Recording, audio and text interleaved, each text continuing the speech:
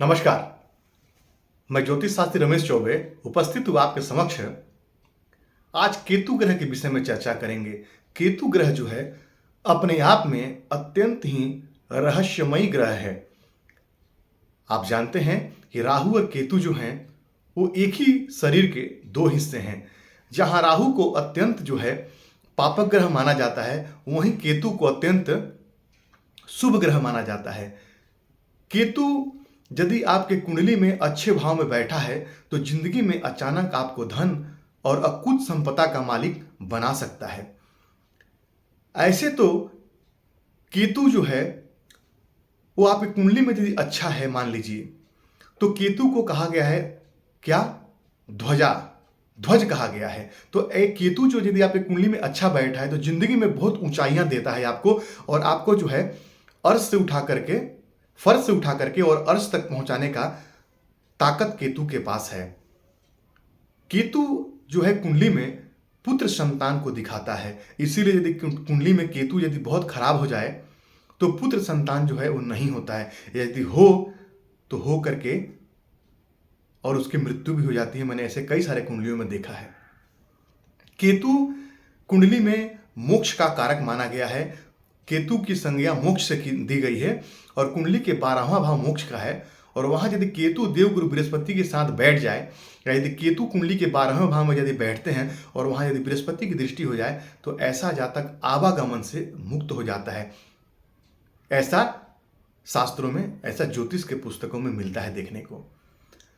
केतु यदि आपकी कुंडली में अच्छा है तो मैंने आपको बताया कि सब कुछ देने वाला है, लेकिन केतु यदि कुंडली में खराब है तो कहते हैं कि केत छुड़ावे खेत, यानी केतु जातक का खेत यानी घर द्वार मकान इत्यादि सब बिचवा देता है और सब बेचने पे जातक विवश हो जाता है।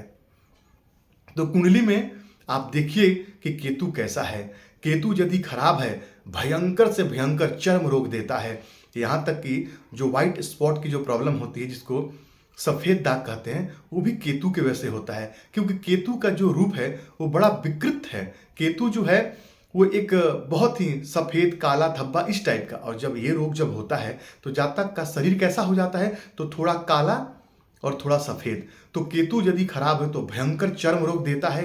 केतु यदि खराब है तो प्रोस्टेट इत्यादि के प्रॉब्लम देता है, कमर के नीचे की समस्याएं देता है बहुत ज्यादा। तो कुंडली में केतु का अच्छा होना बहुत आवश्यक है। यदि आपका पुत्र संतान यदि जिंदगी में कामयाब नहीं हुआ, या यदि आपका पुत्र संतान को कहीं ना कहीं दिक्कत है, या पुत्र संतान प्राप्ति में आपको दिक्कत है, आप अपने केतु को देखिए कि मेरा केतु कैसा बैठा हुआ है। केतु यदि आपके कुंडली में नीच का है तो बिल्कुल सतर्क और सावधान हो जाने की आवश्यकता है। केतु आपको वहां पे खराब फल देता है। केतु वृषभ राशि में खराब फल देते हैं। तो केतु यदि वृषभ राशि में बैठे हैं तो आप बिल्कुल, आपको सावधान हो जाना है। केतु जो है वो वृश्चिक राशि में भी खराब फल देते हैं।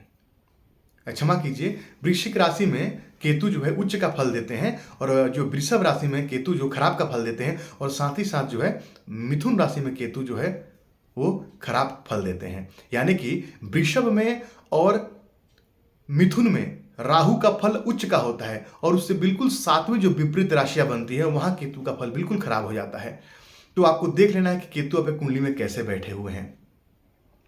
तो केतु यदि खराब है तो उनको ठीक करने की आपकी व्यवस्था करनी चाहिए। यूं तो कहा गया है कि कुंडली के दूसरे भाव में यदि केतु बैठते हैं तो जातक को धन धान्य संग्रह करने में दिक्कत आता है। लेकिन यदि केतु वृश्चिक राशि में यदि वहां बैठे हैं तो मंगल की राशि है, और वहां बैठ करके केतु अच्छा फल प्रदान करते हैं। वहां केतु बैठ करके बढ़िया फल प्रदान करते हैं और जातक को धन धान से समृद्ध कर देते हैं। यदि दूसरे भाव में केतु बैठे हों और उस राशि के राशि स्वामी के साथ यदि तात्कालिक मित्रता में आ जाते हैं, और यदि अच्छे राशियों में बैठे हैं, यदि नीच के नहीं बैठे हैं, तब भी जातक जो है वो धन धान्य का मालिक होता है, और जातक की वाणी की जो शैली है वो बहुत अच्छी हो जाती है। केतु यदि कुंडली के अष्टम में बैठे, तब भी मैंने आपको बताया आकस्मिक रूप से धन यहां पे देते हैं। तो केतु का कुंडली के दूसरे भाव में बैठना भी बहुत खराब नहीं कहूंगा, लेकिन आपको उसके हिसाब से देख लेना पड़ेगा कि वहां का स्वामी कहां बैठा है। अब केतु को यदि आपकी कुंडली में केतु देव खराब है तो उनको ठीक करने का सबसे बढ़िया तरीका क्या है, कुत्तों की सेवा करना। यदि आप निरंतर कुत्तों की सेवा करते हैं तो इससे केतु आपका अच्छा हो जाता है। मात्र कुत्तों की सेवा करके आप अपने केतु को अच्छा कर सकते हैं, क्योंकि मैंने एक शॉर्ट वीडियो में पहले भी आपको बताया था कि केतु एक ऐसा ग्रह है, जब कोई भी ग्रह खराब होता है तो अपना सारा का सारा जो अशुभ प्रभाव वो केतु पर डाल देता है। अब सोचिए कितने केतु जो है वो कितने शुभ ग्रह हैं और कितने अच्छे ग्रह हैं कि कोई भी ग्रह जो है उसका कोई भी यदि दुष्प्रभाव होता है तो केतु पे डाल देता है। केतु को बलि का वो बकरा बना लेता है। इसलिए केतु को यदि आपको ठीक करना है तो केतु को आपको जो है उपाय करना चाहिए क्या, तो कुत्तों की सेवा करना चाहिए। अब इसमें कुत्तों की सेवा करना चाहिए तो कुत्तों को खिलाना क्या जाए ये समझिए। कुत्तों को जब भी आप खिलाएं तो उसमें मीठा कभी आपको नहीं खिलाना चाहिए, क्योंकि यदि आप केतु की यदि आप अच्छा फल प्राप्त करना चाहते हैं, कुत्तों की सेवा करते हैं तो मीठा यदि खिलाएंगे तो केतु और खराब हो जाएगा आपका, क्योंकि आपका मंगल तब बद हो जाएगा। इसलिए कुत्ते को मीठा चीज ना खिलाएं। क्या खिलाना चाहिए, लोग बहुत मीठी बिस्कुट की जैसे पार्ले जी इत्यादि बिस्किट खिला देते हैं, ये नहीं खिलाना चाहिए। कम मीठा बिस्किट खिलाइए, जैसे कि मेरी बिस्किट आता है वो कम मीठा है, या कुत्ते को खाने का जो बिस्किट है वो खिलाइए। नहीं तो आप ब्रेड खिला सकते हैं, नहीं तो आप टोस्ट बिस्किट खिला सकते हैं। कम मीठा चीज खिलाइए, इससे फायदा होगा। अब यहाँ पे एक प्रश्न और आएगा कि नॉनवेज कुत्ते को खिलाना चाहिए कि नहीं। नॉनवेज कुत्ते को जहाँ तक हो सके ना खिलाएं, क्योंकि ऐसा भोजन करने से उनके अंदर एग्रेशन का मात्रा बढ़ता है। तो उनको आप ये चीज़ ना खिलाएं, ज़्यादा मीठा चीज़ ना खिलाएं, कम मीठा चीज़ खिलाएं। इससे केतु आपका अच्छा होगा। यदि आप अपने बाकी ग्रहों को भी ठीक करना चाहते हैं तो केतु को आप अच्छा करना चाहते हैं तो कुत्ते को दूध पिलाइए, क्योंकि दूध पिलाने से क्या होगा, आपका चंद्रमा भी अच्छा होगा और आपको इसका संपूर्ण लाभ प्राप्त होगा। आजकल तो डॉग्स को खिलाने वाले, कुत्तों को खिलाने वाले जो है पेडिग्री इत्यादि आया है, वो भी आप खिला सकते हैं, उसमें भी कोई दिक्कत नहीं है। तो जितना ही कुत्तों की सेवा आप करेंगे उतना ही आपका पुत्र संतान उन्नति करेगा, आपका पुत्र संतान ऊंचाई पे जाएगा। और यदि पुत्र संबंधी समस्या आपकी कुंडली में बनी हुई तो उसका भी निदान आपको हो जाएगा। लेकिन इसमें आपको एक बात का ध्यान रखना है कि जितने गली के जो स्ट्रीट डॉग हैं, जो आवारा कुत्ते हैं, जो उनकी सेवा कीजिए आप, उससे आपको विशेष लाभ होगा। जो लोग जाने अनजाने में, बहुत लोग ऐसे हैं जो कुत्तों की सेवा करते रहते हैं, उनका कहीं ना कहीं कल्याण निस्संदेह होगा और उनका पुत्र कभी भी कुमार्ग पे नहीं जाएगा। यदि आपका पुत्र कुमार्ग पे चला गया है, गलत रास्ते पे चला गया है, तो इसका मतलब केतु आपके कुंडली में खराब है। आप कुत्तों की सेवा कीजिए, निस्संदेह जो है आहिस्ते आहिस्ते आपके सारे जो स्थितियां जो हैं वो अच्छी हो जाएंगी।